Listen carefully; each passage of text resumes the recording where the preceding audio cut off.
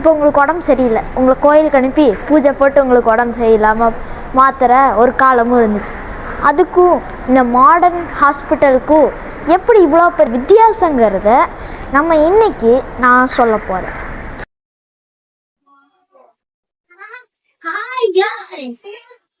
இப்போ வந்து பாத்தீங்கன்னா சொன்ன மாதிரியே உங்களுக்காக 2500 இயர்ஸ்க்கு முன்னாடி போக போகிறோம்.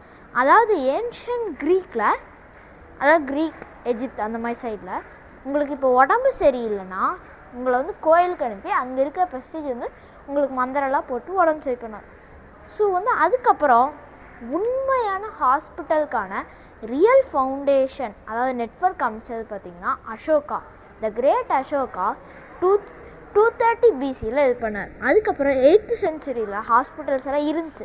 இஸ்லாமியர்கள் தான் வந்து ஹாஸ்பிட்டலில் வேலை செய்கிற டாக்டருக்கு மெடிக்கல் இன்சூரன்ஸ், அப்புறம் வந்து டிசீஸ் பீப்புளுக்கும் மற்றவங்களுக்கும் இது ஒரு செப்பரேட் வார்டாக அரேஞ்ச் பண்ணாங்க. ஸோ தென் அதுக்கப்புறம் தான் மாடர்ன் செஞ்சுரி. அதுக்கப்புறம் வந்து ஃப்ளாரன்ஸ் நைட்கேல் அப்படிங்கிறவங்க வந்து 18th செஞ்சுரியில் பார்த்திங்கன்னா அவங்க தான் வந்து சிம்பிள் சானிடேஷனும் நர்சிங்கும் இருந்தால் இன்னும் நிறைய உயிர்களை மருந்து மட்டும் இல்லாமல் மாற்றலாம் அப்படின்னு கொண்டு வந்தாங்க. அதுக்கப்புறம் ஹாஸ்பிட்டலில் ஒரு ஹீலிங் பிளேஸாக மாற்றுறாங்க. அதுக்கப்புறம் 4 முக்கியமான விஷயங்கள் கொண்டு வரப்பார்: அனஸ்தியா, ஆன்டிசெப்டிக்ஸ் அண்ட் எக்ஸ்ரே, அதுக்கப்புறம் ஆன்டிபயோட்டிக்ஸ், வேக்சின்ஸ், இந்த மாதிரி பல இன்வென்ஷன்ஸ் இதை வந்து ஒரு சயின்ஸ் ஹப்பாகவே மாற்றுச்சு. நம்ம இருக்கிற ஹாஸ்பிட்டலை ஒரு சயின்ஸ் ஹப்பாக மாற்றுச்சு.